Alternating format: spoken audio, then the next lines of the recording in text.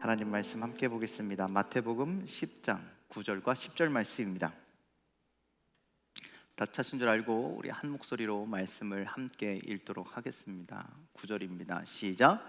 너희 전대에 금이나 은이나 동을 가지지 말고 여행을 위하여 배낭이나 두벌 옷이나 신이나 지팡이를 가지지 말라. 이는 일꾼이 자기의 먹을 것 받는 것이 마땅함이라. 아멘. 할렐루야. 할렐루야. 오늘도 하나님의 귀신 은혜가 함께하기를, 우리 말씀이 우리 가운데 임하기를 간절히 소망합니다.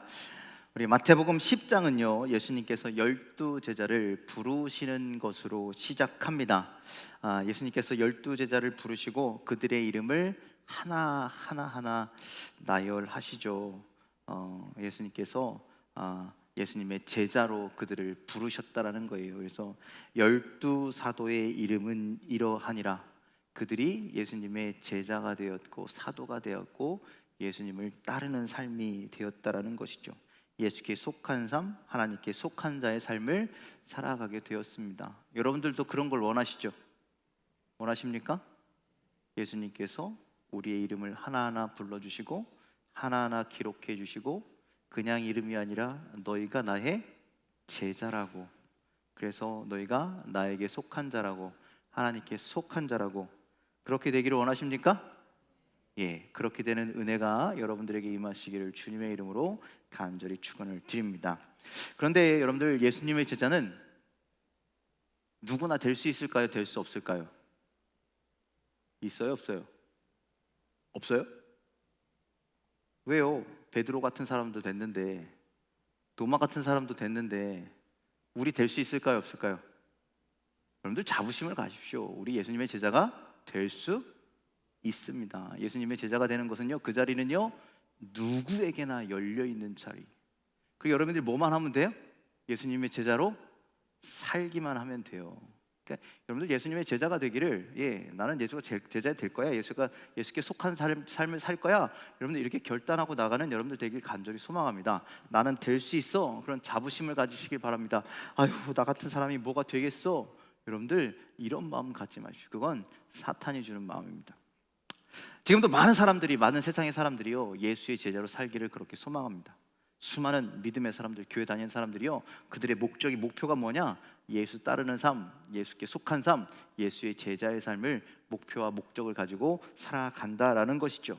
그래서 누구에게나 그 자리가 열려있긴 한데, 그런데 다만 예수의 제자로 살기 위해선 내가 결정하고 내가 결심하고 결단해야 할 몇 가지 사항들이 등장한다라는 거예요. 그런데 예수의 제자로 살겠다라고 할 때 멈칫하는 이유는 뭐예요? 그 결단이, 그 결정이, 그리고 그렇게 살아가는 것이 쉽다고요? 어렵다고요? 어렵다고요. 우리가 생각하는 것보다 녹록하지 않은 것이라고요. 우리가 함부로 하겠다, 함부로 말하기가 부끄러운, 우리의 삶을 돌아볼 때 부끄러운 일들이라는 거죠. 선뜻 결정하기에 망설여지는 그런 것들이 오늘 그 조건으로 달려있다는 거예요. 그런 것들을 내가 하겠노라고 결단하고 그렇게 살아갈 때 우리는 진정한 예수 그리스도의 제자가 될 수 있습니다. 예수님께서 제자의 조건은 이렇다라고 말씀하실 때 여러분들 그 결단을 하시고 그 결정을 하시고 그 뜻대로 살아 예수의 제자가 되시기를 주님의 이름으로 간절히 축원을 드립니다. 그 조건을 행한다면 우리는 제자가 될 것이고, 그 조건을 듣고 알고 그런 게 있구나, 따르지 않고 그냥 예수님 좋다고 쫓아다니면 단순히 우리는 예수님의 팬이 되는 거예요. 우리 연예인들 좋다고 따라다니는 사람들 팬이라고 부르잖아요. 우리 그런 사람이 된다는 거예요. 우리 그런 사람이 아니라 우리 예수의 제자가 되어야 한다는 것이죠. 여러분들, 제자인가 팬인가, 이걸 구분짓는 가장 중요한 요소가 뭐냐면 동행하는가입니다. 동행. 여러분들 예수님과 동행하십니까? 동행하는 삶을 살고 있습니까? 동행이란 무엇이냐? 동행은 손 붙잡고 가면 동행이에요? 손 붙잡고 가면 동행이에요? 아니에요. 그냥 같은 길을 걸어갈 뿐이죠. 그건 동행이 아닙니다. 같은 길을 걸어가는데 예수의 마음을 알고 예수의 뜻을 알고 예수의 말씀을 알고 그 말씀대로 함께 한 방향을 향해서 갈 때, 우리 결혼 생활이 그런 거잖아요. 그렇죠? 결혼 생활이란 뭡니까? 한쪽 방향을 함께 보고 그 목적을 향해서 함께 걸어가는 것을 결혼, 그것을 동행하는 부부다라고 이야기하는 거잖아요. 그렇죠? 예수님과의 동행도 마찬가지라는 거예요. 예수님이 원하시는 방향으로, 예수님이 뜻하시는 방향으로, 예수님께서 가르치시는 방향으로, 예수님께서 인도하시는 방향으로 그분의 뜻을 알고 그분의 마음을 알고 내가 결단하고 예수님과 함께 살아갈 때 우리는 예수의 제자가 되고 예수와 동행하는 사람이 된다라는 것이죠. 그래서 예수님께 부름받은 이들이 오늘 성경에 나오는 그 12제자가 예수님의 제자가 된 것은 그들이 예수님과 동행하는 삶을 살았다는 거예요. 예수님께서 부르시고 3년 동안 동고동락하는 삶을 살면서 예수님의 말씀을 듣고 예수님의 뜻대로 살기를 노력했죠. 물론 예수님께서 붙잡히시던 그 순간에, 예수님께서 십자가를 지던 그 순간에는요, 무서워서 도망가긴 했어요. 하지만 여러분들, 예수님의 제자들은요, 예수님과 3년 동안 내내 동고동락 함께 했던 그런 삶을 살았습니다. 그리고 예수님께서 부활하시고 승천하신 후에도 나와 함께 하시는 하나님, 나와 동행하시겠다는 그 성령님과 늘 함께하는 삶을 살았다라는 것이죠. 그러기에 여러분들, 우리가 제자가 되려거든 먼저 결단해야 합니다. 결정해야 합니다. 내가 예수님과 동행하는 삶을 살 것인지, 아니면 여전히 내 삶을, 내 목적을 가지고 내 뜻대로 살다가 가끔 일주일에 한 번쯤 교회에 와서 예수님 구경하다 갈 것인지. 간절히 바라기는 여러분들의 삶이 예수의 제자의 삶이 되기를 주님의 이름으로 간절히 축원을 드립니다. 결단하고 예수와 동행하는 삶을 시작함으로 여러분들 삶이 제자로서의 사명을 시작하는 여러분들 귀한 삶이 다 되시기를 주님의 이름으로 간절히 축원을 드립니다.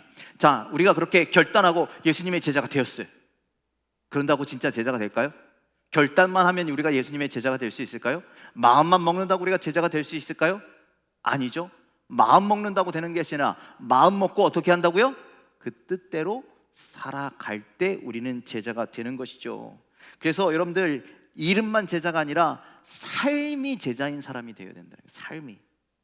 그래서 이제부터는 나로 시작해서 나로 끝나던 인생인데, 이제는 나로 시작했다면 예수 그리스도로 끝나는 인생이 되어야 한다라는 거예요. 또 예수님께서 주신 그 권능을 가지고, 예수님께서 주신 그 은혜를 가지고, 이제 그 예수님께서 주신 그 복음을 가지고 세상을 향해 나가서 하나님의 나라를 선포하고, 또 하나님과 또 백성들, 사람들 사이를 연결해 줄 수 있는 그 어떤 중보자, 어떤 그 통로를 연결해 주는 그런 삶을 살 때 우리가 예수님의 제자로 부름을 받을 수 있다라는 거예요. 여기서 망설이면 제자라고 하는 이름이 부끄러운 거죠. 이런 거 아닙니까? 우리가 기독교인이에요. 우리가 그리스도인이야. 우리가 집사야, 권사야, 장로야, 목사야. 그런데 교회 안에서는 그렇게 하고 밖에 나가서는 뭐 엉뚱한 삶을 살아. 그러다가 아들이 쳐다보고 누가 쳐다보고 누가 봤어요. 그러면 그 이름이 부끄러운 사람이 되듯, 여러분들, 우리가 예수님의 제자라고 그렇게 난 예수님의 제자가 됐어 라고 이야기하면서 그 이름이 부끄러운 이름이 되지 않도록 여러분, 우리의 삶이 제자인 삶이 되어야 한다라는 말씀입니다. 그래서 우리가 예수님과 동행하며 예수님을 따르는, 예수님을 닮아가는, 예수님 뜻대로 살아가는 삶을 살 때 우리는 진정한 제자가 된다라는 사실을 여러분들 기억하시길 바랍니다. 여러분들이 그렇게 제자의 삶을 살아가기를 주님의 이름으로 간절히 축원을 드리는데, 오늘 말씀에서 예수님께서 제자의 첫 번째 조건에 대해서 말씀하세요. 어떻게 사는 것이 첫 번째 조건인가? 오늘 본문의 말씀 다시 한번 읽어보겠습니다. 9절, 10절 말씀 함께 읽겠습니다. 시작. 너희 전대에 금이나 은이나 동을 가지지 말고 여행을 위하여 배낭이나 두벌 옷이나 신이나 지팡이를 가지지 말라. 이는 일꾼이 자기의 먹을 것 받는 것이 마땅함이라. 자, 여기서 말씀하는 건 뭘까요? 금이나 은이나 동을 가지지 말래요. 여행을 위해서 배낭도 두지 말래요. 두 벌의 옷 갖지 말래요. 신이나 지팡이질 가지지 말래요. 여러분들, 예수님의 이 말씀대로라면 우리는 제자의 자격이 있어요, 없어요? 없죠? 없죠? 여러분들 통장에 잔고들이 있으시잖아요. 있어요, 없어요? 여러분들 갖고 있는 옷이 그것밖에 없는 게 아니잖아요. 주일날 이거 말고 다른 옷 입고 오실 거잖아요. 그쵸? 교회 오실 때 가방 한두 개씩은 다 들고 오셨잖아요. 그쵸? 여러분들, 예수님의 말씀대로라면 우리는 제자의 자격의 조건이 전혀 없는 사람들이라는 거예요. 과연 이 말씀은 어떤 것을 이야기하기 위해서 우리에게 말씀하시는 것인가? 여러분들, 이 말씀은요, 제자의 삶은 어떤 것이냐? 하나님만 의지하는 것이다 라고 말씀하고 있는 거예요. 다른 것을 의지하는 것이 아니라 너희가 하나님만 의지할 수 있느냐? 다른 것을, 너희들이 제자로서 무엇을 의지하며 살 것이냐? 그 결단을 하라는 말씀입니다. 너희가 금과 은과 동을 의지할 것이냐? 여분의 옷을 의지할 것이냐? 가지고 있는 신이나 지팡이를 의지할 것이냐? 너희들이 세상을 살아가면서 무엇을 의지하는 삶을 살 것이냐에 따라서 너희가 제자가 될 수도 있고 제자가 아닐 수도 있다라는 것을 말씀한다라는 것이죠. 그래서 제자의 삶은 전대에 금과 은과 동전을 가지지 않는 것이고, 여행을 위해서 배낭도 여벌의 옷도, 즉 복음을 증거하는 데 있어서 이런저런 것들을 가지고 다니는 것이 아니라 무엇만 의지해서, 하나님만 의지해서 하나님만 바라보고 그 믿음의 길을 걸어가는 게, 순종의 길을 걸어가는 게 제자의 첫 번째 조건이다라고 말씀하고 있는 겁니다. 여러분들, 이 말씀이 이해가 되십니까? 이렇게 살 수 있겠습니까? 저부터 안 될 것 같습니다. 그렇다면 저는 살해받지 말아야죠. 그렇지 않습니까? 그렇잖아요. 도무지 이해가 되지 않는 말씀입니다. 제자의 삶을 살더라도 여러분들 돈 필요하잖아요. 먹고 살아야 하니까. 여러분들, 여기서 금과 은과 동전을 넣고 다니지 말라는 것은요, 무엇을 의지할 것인가에 대한 구체적인 어떤 구체적인 제안이라는 거예요. 그 뒤에 이렇게 말씀하시죠. 이는 일꾼이 자기의 먹을 것을 받는 것이 마땅함이라. 여기서 일꾼이 누구예요? 제자 되려는 우리를 말하는 거예요. 그럼 먹을 것을 주시는 분이 누구예요? 하나님께. 그러니까 우리가 하나님의 자녀가 되고 하나님께 속한 자가 되고 예수의 제자가 되고 예수의 제자의 삶을 살아갈 때 먹고 마시고 이거는 누가 주신다라는 거예요? 그것을 얻는 것은 당연한데 그것은 하나님께서 우리에게 채우실 것이니 다른 것 의지하지 말고 살아라. 다른 것 바라보지 말고 살아라. 우리에게 그렇게 말씀하신다라는 것이죠. 그래서 여러분들, 여기서 금이나 은이나 동을 가지지 말라는 것은 이런 겁니다. 혹시나 살다 보면 이런 일이 생길 수도 있지 않겠습니까? 저런 일이 생길 수 있지 않겠습니까? 그때 그것을 위해서 비상금, 예비비, 내가 의지할 수 있는 무엇인가를 가지고 다니지 말라라는 그런 말씀입니다. 무슨 일이 생기면 우리가 누구를 의지해야 된다고요? 하나님을 의지하고, 하나님 앞에 먼저 기도하고 하나님 앞에 엎드리고 하나님 앞에 간구하고 이 일들을 이겨나가고 이 일들을 하나님 뜻대로 해결해야 되는데, 여러분들, 우리 주머니가 가득하고 우리가 의지할 무언가가 있다면 우리가 하나님 의지한다고 안 한다고요? 안 한다고요. 그것을 의지하지요. 비상금 가지고 다니면서 하나님 의지하는 것 가능할까요? 불가능할까요? 내 주머니 두둑하게 채워놓고 다니면서 하나님만 바라볼 수 있을까요? 없을까요? 없다는 거예요. 내 주머니 바라보죠. 여러분들, 인간이 얼마나 연약한 존재인지를 스스로 잘 알고 계시잖아요. 여러분들, 에덴 동산에서 어땠습니까? 하나님이요, 인간에게 뭐라고 말씀하셨습니까? 선악과 그거 보지도 마, 손대지도 마, 먹지도 마, 그렇게 말씀하셨는데, 딱 한마디, 하나님과 너 똑같이 된다, 이 한마디에 사람은 하나님의 명령을 어기는 사람이다.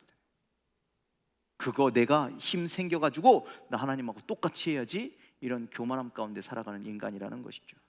그러니 우리에게 예비비만 있다면, 우리에게 어떤 기댈 무엇인가가 있다면, 여러분들, 우리에게 어떤 힘이 있고 어떤 능력이 있다면, 그렇다면 문제가 있을 때 기도하기보단 내 힘을 가지고 내 능력을 가지고 그 일을 해결하기 위해서 살아가는 존재가 인간이라는 것이죠. 내가 가진 것을 의지하게 된다라는 거예요. 그러니 제자라면 반드시 무엇을 의지할 것인가에 대한 결단을 먼저 내려야 한다는 거죠. 내가 믿음의 길을 간다고 하면서 하나님 의지하지 않고 엉뚱한 것 의지하면 그건 제자가 아니다라고 말씀하는 겁니다. 이 조건이 쉬워요? 어려워요? 어렵죠. 물질이 만연한 이 시대, 물질 만능주의, 물질이면 뭐든지 가능한 이 시대에는 더욱더 어려운 조건입니다. 심지어 이 시대에요, 돈도 없고요, 백도 없으면 뭐라 그래요? 아유, 저 사람은 지금껏 뭐 하고 살았냐. 네. 그런 소리 듣는다라는 거예요. 참 무능하다, 그런 소리 듣기 딱 좋다라는 것이죠. 세상이 그렇게 질책할 것이라는 거예요. 그런데 이런 취급받으면, 이런 질책받으면 그건 제자로서 당연한 것이다. 오히려 예수님은 그렇게 말씀하시는 것이죠. 왜? 우리는 세상의 방법으로 사는 자들이 아니라, 세상의 흐름대로 사는 사람이 아니라, 세상의 힘으로 사는 사람이 아니라 예수의 제자로서 삶을 사는 것이기에, 세상과는 다른 방법으로 사는 것이기를 결단했기에 이런 취급받아도 나는 감사해. 왜? 나는 하나님을 선택했으니까. 나는 예수님을 선택했으니까. 나 다른 것 의지 아니하고 하나님만 의지하는 사람이니까. 여러분들, 그 질책이 오히려 감사의 고백으로 나와야 한다라는 말씀입니다. 하나님만 의지하겠다라는 그 결정이 이 이야기 속에 들어있기 때문입니다. 그래서 전대 금이나 은이나 동을 가지지 말고 여행을 위해서 배낭이나 두벌옷이나 신이나 지팡이를 가지지 말라. 이 말씀은요, 첫 번째로 나는 하나님이면 충분해 라고 하는 믿음의 고백이라는 거예요. 여러분, 하나님으로 충분하십니까? 하나님으로 충분하십니까? 하나님으로 만족하십니까? 이것이 여러분들의 고백이 되기를 주님의 이름으로 간절히 축원을 드립니다. 금과 은과 동전, 옷, 신발, 이런 것이 나의 보호 당구가 아니라 하나님이 나의 보호자가 되신다라는 것이죠. 하나님이면 충분합니다. 이 고백을 가지고 그 믿음의 길, 생명의 길, 제자의 길을 걸어가는 여러분들 다 되시기를 주님의 이름으로 간절히 축원을 드립니다. 또 아까 그 말씀은요, 과정도 결과도 다 하나님께 맡기겠다라는 거예요. 전대에 넣지 말라 하셨으니, 뭐 준비하지 말라 하셨으니 알겠습니다, 안 하겠습니다. 그 대신 하나님, 내가 가는 이 길 하나님 끝까지 책임져 주십시오. 내가 하나님 의지해서 가려고 하는 이 길 끝에 하나님 응답하여 주시옵소서. 이 고백이 들어있다라는 거예요. 내가 다른 것 의지하냐고 하나님 의지하면 그 결과는 누구와 책임져 주신다라는 거, 결국에 하나님이 책임져 주신다라는 거예요. 그저 우리는 하지 말라 하셨으니 그 말씀에 순종하기만 된다라는 거예요. 이제껏 그렇게 순종해 본 적이 없기 때문에 결과를 몰라서 두려워할 뿐이지, 한번 순종해 보자라는 거죠. 하나님 의지해 보자라는 것이죠. 간절히 기도해 보자라는 것이죠. 하나님 앞에 매달려 보자라는 것이죠. 책임져 주시나 책임져 주시지 않으신가. 과정도 결과도 이후의 모든 것도 다 하나님께 맡기는 삶. 여러분들, 그것이 우리 제자로서 우리가 가져야 할 삶의 태도라는 사실을 여러분들 기억하시길 바랍니다. 마지막으로 아까 그 말씀은요, 무엇을 먹을까, 무엇을 입을까, 무엇을 마실까에 대한 결론과 같은 말씀이라는 것이죠. 여러분들, 우리가 주머니가 가득하면요, 우리는 고민에 빠집니다. 내가 오늘 뭐 먹어야 할지, 무엇을 마셔야 될지, 무엇을 입어야 할지. 그런데 이제 제자가 되면서 그 고민을 다 내려놓는 거예요. 하나님께서 먹이시는 대로, 하나님께서 입히시는 대로, 하나님께서 마시게 하시는 대로 그 순종의 삶을 살아가게 된다는 것이죠. 이제 우리가 다 내려놓고 하나님만 의지할 때 하나님이 우리를 통해 어떻게 역사하실지 이제 우리는 경험하기만 하면 된다라는 것이죠. 우리가 아무것도 전대에 넣지 않았음에도 불구하고, 우리가 두 벌의 옷이 아니라 단번 시사로 다녔을지라도 여러분들, 하나님께서 동행하시면, 제자들 보세요. 그들이 뭘 했습니까? 그들이 어떤 노력을 했습니까? 그런데 3년 내내 입고 먹고 마시고 예수님과 즐겁게 동행하면서 살았잖아요. 그러니 여러분들, 이것이, 이 제자들의 이야기들이 내 이야기가 되어야 한다라는 것이죠. 나의 결단이 되어야 한다라는 것이죠. 그렇지 않으면 여러분들, 제자는 나와 별개인 삶이 된다는 거예요. 예수님께 속한 삶, 그것은 별개인 삶이 된다라는 것이죠. 그러니 여러분들, 무엇을 의지하고 사시겠습니까? 여러분들, 이것에 대해서 우리가 결단하지 아니하면 선뜻 우리는 예수님의 제자, 그 제자의 삶을 살아갈 수가 없다라는 것이죠. 하나님 오늘 우리에게 말씀하십니다. 나만 의지해라. 내가 어떻게 너희들에게 역사하는지 너희들 가만히 쳐다만 보고만 있어라. 제자라면 하나님께서 어떻게 먹이시고 입히시고 마시게 하시는지 세상 모든 사람들에게 너희를 통해서 보여주어라. 그것을 결단하고 살아갈 수 있는 여러분들 다 되시기를 주님의 이름으로 간절히 축원을 드립니다. 제가 예전에 전도사 때 그런 경험을 한 적이 있었습니다. 돈이 없는 건 아니었어요. 그런데 저희가 장모님을 모시고 살았는데 어느 날 장모님이 푸념하듯이 저에게 그렇게 얘기하셨어요. 아유, 손서방 쌀 떨어졌어, 그러는 거예요. 그래서 제가 아유, 장모님 쌀 사면 되죠, 뭘 그런 거를 푸념을 하세요. 그런데 뒤돌아서면서 조금 자존심이 상했어요. 야, 내가 그래도 하나님을 섬기겠다고 서원한 전도사인데 하나님 어떻게 세상에 집에 쌀이 떨어집니까? 뭐 그런 푸념함이 푸념을 했죠. 그리고 그 주에 교회를 갔는데 교회 앞에요. 그때는 이제 조그만 시골 교회를 이제 담임하고 있었는데 교회 앞에 이만한 쌀푸대가 떡하니 있는 거예요. 저기서 깜짝 놀랐어요. 하나님, 내가 돈이 없어서도 아니고 내가 능력이 없어서도 아니고 어디서 쌀 한 바가지 못 가져오겠습니까? 그런데 하나님이 채우시는군요. 하나님께서 책임지시는군요. 그런 고백을 드린 적이 있습니다. 여러분들, 전능하신 하나님이십니다. 우리를 채우시는 하나님이십니다. 그러니 그 하나님만 의지하시기를 주님의 이름으로 간절히 축원을 드립니다. 가족과 아비와 살던 고향을 떠난, 그래서 하나님이 지시한 그곳으로 갔던 아브라함처럼 그물과 배를 버려두고 사람 낚는 어부의 삶을 시작했던 베드로와 야고보와 안드레아와 요한처럼, 그리고 그때 세상 사람들이 볼 때 꽤 괜찮은 직업이었던 세리, 또 의사, 이런 직업을 내팽개쳤던 그 제자들처럼 이제 우리가 하나님만 의지하겠습니다, 하나님만 바라보겠습니다, 그렇게 결단하는 믿음의 제자가 다 되시기를 주님의 이름으로 간절히 축원을 드립니다. 먼 훗날 우리 부모님처럼, 우리 무슨 권사님처럼 집사님처럼 그렇게 하나님 바라보며 하나님 의지했던 그 분처럼 나도 그렇게 살아야지 우리 믿음의 후배들이 우리를 보고 그 길을 따라오게 되기를 주님의 이름으로 간절히 축원을 드립니다. 지난 월요일 날 저희 아들 성민이가 그 다리 3차 수술을 마쳤습니다. 3차 수술. 여러분들 예전에 작년쯤에 여기 이렇게 여기 다리 이렇게 하고 다니는 거 보셨죠? 예, 그거를 제거했는데 그 속에 이게 다리 속에 이만큼 긴 쇠붙이를 이렇게 꽂아놔서 안전 지지대를 이렇게 하고 있었는데 그걸 제거하는 수술을 지난 월요일에 했거든요. 그 월요일 날 수술을 하고 화요일 날 퇴원하는데 저보고 데리러 오라는 거예요. 그래서 아침에 제가 병원에 갔습니다. 병원에 갔더니 여전히 그 똑같은 수술을 한 수많은 젊은이들이 거기에 있는 거예요. 그런데 어떤 남자 청년이 성민이보다 조금 어리던가 뭐 그 정도 되는 청년인 것 같아요. 저희 아들은 한쪽에만 했는데 그 청년은요 양쪽에 다 그걸 한 거예요.